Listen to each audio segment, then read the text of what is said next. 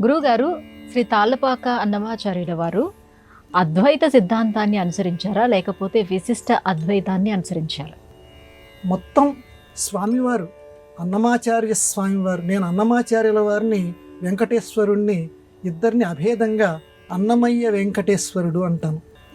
ఆ అన్నమయ్య వెంకటేశ్వరుడు రచించారు అని చెప్పినటువంటి 32,000 కీర్తనల్లో మనకి ఈనాటి వరకు కూడా ఈ రాగి చెంబులు ఇలాంటి తోమగా అమ్ముకోగా మిగిలినటువంటివి 15,195 కీర్తనలు. అవి నాకు లభించాయి. నేను వాటిని చదువుకునేటువంటి అదృష్టం కూడా నాకు కలిగింది. ఈ 15,195 అన్నమయ్య కీర్తనలు గనక మనం జాగ్రత్తగా గనక పరిశీలిస్తే అన్నమాచార్యుల వారు ద్వైత్యం లేకపోతే అద్వైత లేకపోతే విశిష్టాద్వైత అనేటువంటి ప్రశ్నలు వేసుకుంటే అధిక భాగం అన్నమాచార్యుల వారు విశిష్టాద్వైతి, అంటే దేవుడు కొరకు జీవుడు పాటుపడాలి. విశిష్టాద్వైతానికి రకరకాల లక్షణాలు ఉన్నాయి. నేను ఊరికే ఒక సామాన్య లక్షణం చెప్తున్నా. అంటే దేవుడు వేరు, జీవుడు వేరు, జీవుడు దేవుడి కోసం పాటుపడాలి అనేటువంటి లక్షణం కలిగినటువంటిది విశిష్టాద్వైతం. అద్వైతము అని అంటే దేవుడు జీవుడు ఇద్దరూ కూడా ఒక్కటే, అహం బ్రహ్మాస్మి అనుకునేటువంటిది అద్వైతం. మరి అన్నమాచార్యుల వారి యొక్క కీర్తనలు మనం పరిశీలిస్తే, ఎందుకంటే ఈరోజు మనకి మిగిలినవి అవే కాబట్టి ఆ కీర్తనల ప్రకారంగా ఆయన్ని దేనికి అంచనా వేయాలి మనం?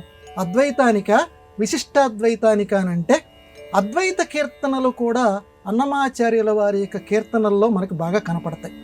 దేవుడు జీవుడు ఒకడు, ఎందుకంటే ఆయన పుట్టుకతోటి అద్వైతి, పెద్ద అయిన తర్వాత దీక్ష తీసుకున్న తర్వాత గురువుగారి దగ్గర విశిష్టాద్వైతి.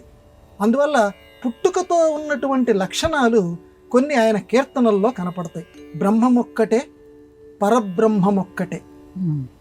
ఈ అంటే చాలా కీర్తనలు ఉన్నాయి, ఇది ప్రధానమైనటువంటి కీర్తన చెప్తున్నా. బ్రహ్మమొక్కటే పరబ్రహ్మమొక్కటే అన్నప్పుడు దేవుడు వేరు జీవుడు వేరు కాదు, ఇద్దరు ఒక్కటే, బ్రహ్మమొక్కటే. కాబట్టి అహం బ్రహ్మాస్మి, అటువంటి బ్రహ్మ అవటానికి నేను ప్రయత్నం చేస్తున్నాను అనేటువంటి అద్వైత వాసన కలిగినటువంటి చరణాలు మనకి కనపడతాయి. అలాగే నందవర అనేటువంటి ఒక కీర్తన ఉంది అన్నమాచార్యుల వారిది. ఆ నందవర అనేటువంటి కీర్తనల్లో నమక చమక సహిత గోవింద అంటాడు అన్నమాచార్యుల వారు. అది చదివితే నాకు ఒళ్ళు జల్లుమంది. నమక చమక సహిత గోవింద. నమక చమకము అనేటువంటిది పరమశివుడికి సంబంధించింది. గోవింద అనేటువంటి వెంకటేశ్వర స్వామి వైష్ణవానికి సంబంధించిన వారు, విశిష్టాద్వైతానికి సంబంధించిన వారు. కానీ నరసింహస్వామిని పొగుడుతూ ఉన్నటువంటి కీర్తనలో అన్నమాచార్యుల వారు నగధర కీర్తన మొదలు. ఆ కీర్తనలో ఆయన అంటారు నమక చమక సహిత గోవింద అంటారు. అంటే నమక చమకాలతో పూజలు అందుకునేటువంటి గోవిందుడా, అంటే విష్ణుమూర్తిని ఆయన ఇక్కడ శివుడి కింద చూస్తున్నారు. ఇద్దరిలోనూ తేడా లేదని ఆయన భావిస్తున్నారు. అందరూ ఒక్కటే, జీవుడు దేవుడు అందరు దేవుళ్ళు ఒక్కటే అనేటువంటి భావన అద్వైతానికి సంబంధించినటువంటిది. కాబట్టి ఇటువంటి కీర్తనలు అన్నమాచార్యుల వారి యొక్క అద్వైతానికి మనకి నిరూపణగా కనిపిస్తాయి. ఇక విశిష్టాద్వైతానికి సంబంధించి మాత్రం దీనికి రెట్టింపు కీర్తనలు, అద్వైతాన్ని వెక్కిరిస్తున్నటువంటి కీర్తనలు అన్నమాచార్య కీర్తనలో కనపడతాయి. ఎందుకనంటే పురుషుండని తా పొగడనట అని చెప్పి ఒక కీర్తన ఒకటి ఉంది అన్నమాచార్యుల వారిది. అంటే పురుషుడు అని చెప్పి జీవుడు అని చెప్పి అంటున్నట్ట, ఏమిటయ్యేదని చెప్పి అద్వైతం ఏదైతే పురుషుడు అని చెప్పిందో ఆ పురుష శబ్దాన్ని అన్నమాచార్యుల వారు దాదాపుగా వెక్కిరిస్తున్నట్లుగా పురుషుండనిత పొగడనట అనేటువంటి కీర్తనలో రాస్తారు. అంటే తన యొక్క విశిష్టాద్వైతాన్ని తెలియజేసుకుంటూ. అలాగే ఇంకొక కీర్తనలో ఆ మహానుభావుడు చేప సముద్రంలో ఉంటుంది, కానీ సముద్రంలో ఉన్నటువంటి నీరు చేపకి ఆధారం. నీరు లేకుండా చేప స్వతంత్రంగా జీవించలేదు. కాబట్టి చేప ఎప్పుడూ కూడా సముద్రానికి కృతజ్ఞత కలిగి ఉండాలి అని రాస్తారు ఆ కీర్తనలో ఉన్నటువంటి చరణంలో. అంటే చేప అనేటువంటిది జీవుడు, సముద్రం అనేటువంటిది పరమాత్మ. విశిష్టాద్వైతం చెప్పేది అది.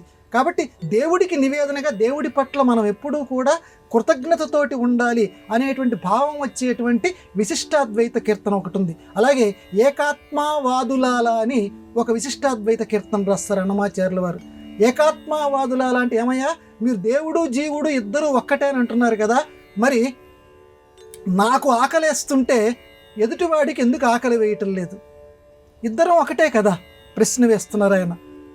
మీరు చెప్పే సిద్ధాంతం మరి అన్ని చోట్ల సరిపోవాలి కదా. నేను దుష్ట పని చేస్తుంటే అతను దుష్ట పని ఎందుకు చేయటం లేదు? నేను మంచి పని చేస్తుంటే అందరూ లోకంలో ఉన్న వాళ్ళందరూ కూడా మంచి పని చేయాలి కదా. కొందరు మంచివి చేస్తున్నారు, కొందరు చెడు ఎందుకు చేస్తున్నారు? అందరు జీవులు ఒక్కటే కదా. మీ అద్వైతం ఏమైంది? ఏకాత్మావాదులాల ఆ కీర్తన శీర్షిక. ఇట్లా కొన్ని కీర్తనల్లోనేమో విశిష్టాద్వైతాన్ని శిఖరాగ్ర స్థాయిలో చెప్పినటువంటి కీర్తనలు కనపడతాయి.